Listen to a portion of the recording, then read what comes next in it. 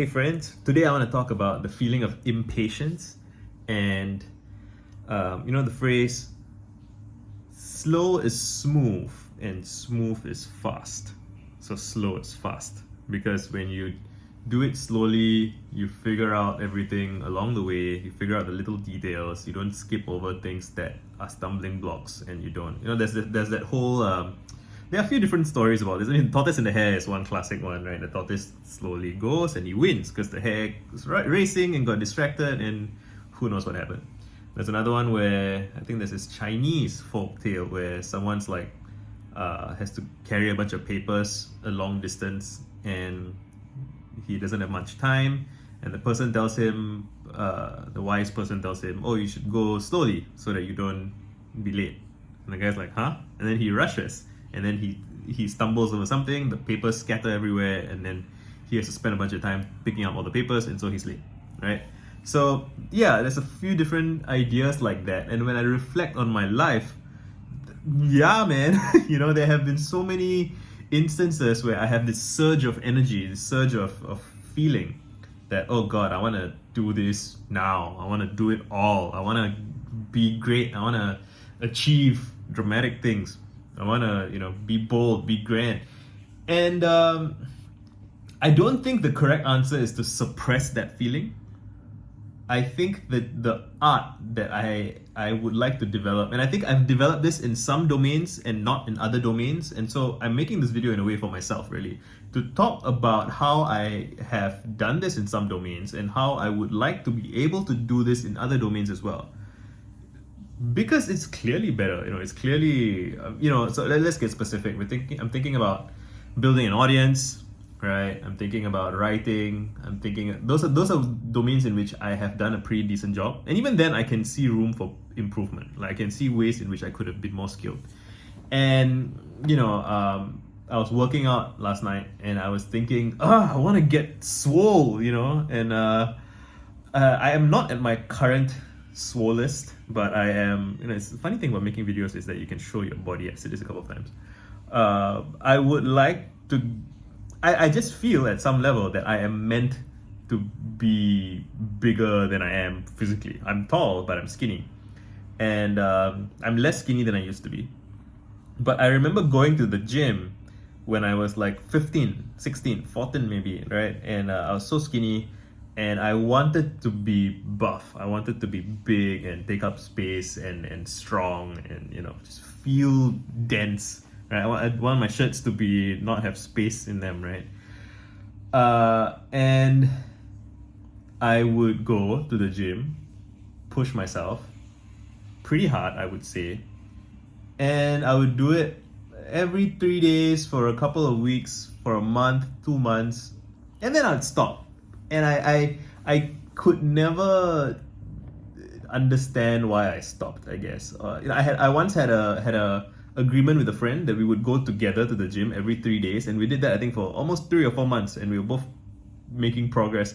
And then we had like some fight over some dumb squabble about something else with our other friends, and then we stopped. And it's like, it's so tragic. We could have been great together, man.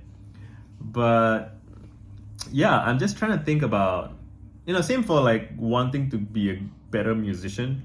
The way to do it, to become a better musician, and I've had phases in which I've made progress and I've had phases where I didn't, is to practice deliberately a little bit every day. But it never feels, it's sometimes I get it right for some period of time, but sometimes it's like, why can't I just practice 24 hours straight for one day and then be a great musician overnight, right? Like where does that impulse come from? Maybe it's from movies, right? From the montage scenes where they compress like lots and lots of training into 10 minutes or 3 minutes or 2 minutes. And I've joked sometimes that imagine if a movie that's like 5 hours long, let's say, and it's like the first 20-30 minutes sets up the show, and then like the next 4 hours or next 3.5 hours is a continuous training montage, and then you have the final thing like 5 hours, 4.5 hours later. Like it'll make you uncomfortable in a way, right? It will be interesting. I would be curious to watch that. I would be curious to watch other people watch that and see how people feel. Like this is a kind of, like, you don't tell people how long the movie is, and it's just a never-ending training montage. It would be funny. But yeah, that's what it's like. You see Usain Bolt making his 8 point something seconds, was it? Or like 9.38. This ridiculous sub 10-second sprint. But he has to wake up he had to wake up every morning to train for years and years to get to that point. And so what is it that enables a person to get up every day and work every day, and how is that different? What is the language of that, right? What is the feeling of that? What is the the funny thing is, when I ask these questions, I realize I must know the answer in some domains, and I just haven't translated it into something more universal. Like I tweet every day. I've been tweeting every day for years. Why? Well, I enjoy it, and the cool thing about Twitter is that you do get like relatively immediate feedback and reinforcement if you have a following. But I used to tweet pretty often without feedback. Like in 2016, if I did a tweet, no one's gonna reply to it, or I have old tweets that nobody replied to, nobody liked. I was sort of like tweeting into the void, which was fun in its own way. And I have my word vomit writing project, which I started in 2012, and I have been writing ever since. I've had long periods where I stopped. So there were months where I was writing every day, and some days I would even write multiple sessions. So sometimes I would write several thousand words a day. I think my record was like 11,000 or 15,000, something like that. But then there would be months and months where I didn't write anything. So having one day where I wrote 15,000 words felt impressive. But then if I then have periods of time where for a whole month I don't write, if I had just written once a day or once every 2 days in a month, I would have done better than that one magical day where I did a lot, right? And so there's something just very unintuitive, I think, about progress on a slow scale. Even now when I go to my own YouTube channel and I scroll through the number of videos I've posted, it's over 100, it's like 150, 200, almost 200. Like I kind of get a bit mind blown / in awe of how much I've published already. So again, my intuition, and I would like to think that I have a pretty good intuition relative to what I used to have, and yet it's still not quite there. It's still not quite accurate. It does not represent reality properly. The reality of what it's like to do something every day, and how cumulative effort just builds and builds. And, like people say things like, we have very bad intuition for compounding and exponents. That's true, obviously. And I think we also have very bad intuition for arithmetic progression, like just addition. Like just when you add one thing every day, like in a year you have 365 things. I don't think people can intuit what 300 things are. Like you don't really have 300 of a thing lying around your house. I mean, you might have books or a calendar or something, but you see what I'm trying to say? Like there's this sense of quantity and the volume it's not intuitive. And I'm trying to translate my impatience, my desire to get fit. Now I'm in my 30s, I'm 31, and I feel like my hamstrings have been really stiff, and I had like a back injury last year when I was deadlifting, and that put me off working out for a few months. And I've been stretching my hamstrings almost every day since, and I've been getting more limber. It's been a slow process, but I am impressed with my own legs at how much they let me bend forward. Now, I think I might be more flexible than I've ever been. Like my hamstrings, like I can bend further now than I think I've ever. I can touch my toes basically, and I couldn't before. I can't remember touching my toes as a kid because I was always a tall kid. And when I was blogging in my late teens and early 20s, one of the things I once said was everything's an energy management problem, right? Like you have surges of energy from emotional experiences. You think, I'm gonna prove that person wrong, I'm gonna get this done, I wanna just some dramatic feeling, right? Intense, you really want something. But then you wake up the next morning and that emotional intensity has halved or more, diminished by more than half, right? It's diminished by like 80%. And the question is, and then you might think, okay, maybe that was just a temporary blip, right? Like it wasn't a real feeling because it diminished so much. If it was a real feeling, maybe it would not have diminished so much. But then, maybe a month goes by, a couple of months go by, you have that feeling again. and you're like, oh shit, it was right the first time. I'm feeling this intense feeling, this passion to do something, and I thought it was not real, but it's real. And then again, it diminishes. And then, like, how many times must you have this feeling?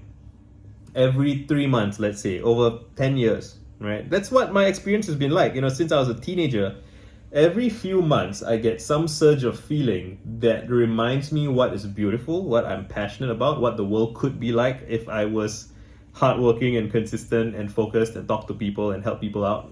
Like, I had a vision in these moments of what beauty could be, and I would say, like, for Twitter, for example, right? Like, just I could have a vision. I had a vision in my 20s, right? I had this idea for a project I called the Legion of Heroes project, and it was that I wanted to become a hero in the Campbellian sense, let's say, right? Become, just well-adjusted, thoughtful, courageous, kind, nourishing, just this shining light of a person. I could become such a person, and I could find other such people, connect with them, use my light to shine them brighter, get their light to shine me brighter, and just kind of support each other, find other people, build a community, build a scene, bring in more people. Like, I had a vision when I was like 16, 17. And I would have those feelings very strongly one day, and the next day it would fade away, like, mostly, and then I'd be like, then I'd get back to video games and distractions and whatnot. But it would come back. It would come back every few months for years, and now I'm doing it basically, right? I'm trying to. I'm doing. Maybe 10 years from now, I'll look back on today and be like, oh, that's such a primitive, early stage version of what I'm doing now. Cool, that's progress, right? And I'm just trying to understand. I'm trying to wrap my head around these cycles and these ebbs and flows of feeling, and euphoria and depression, and just mapping out the human experience, or my human experience. And I was reading up recently again about death spirals, exhaustion spirals, fatigue. There's this exhaustion funnel, fatigue cycle, whatever. It's just, when you're tired and then you make bad decisions, and then you get stressed, and then you get more tired and you make worse decisions, and it just gets worse and worse, and you fall into despair. Or you've had a bad day and then you haven't done much work, and then you feel like you can't rest because you need to catch up on your work, and then your rest is shitty, you sleep badly, you wake up the next day grumpy and irritable still, everything gets worse, and just the cycle continues until it gets bad.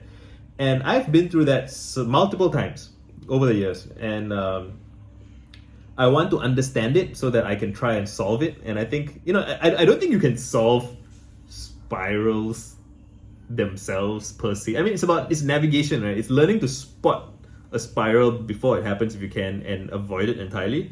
Or you're in the early stages of a spiral and you want to kind of halt, right? You want to have some kind of mechanism for recognizing that a spiral is happening, freeze it, stop it, walk away, or accelerate to the bottom as quickly as possible, declare bankruptcy in a sense, right? And what is bankruptcy, right? It's like a financial spiral, right? You declare bankruptcy so you can start over.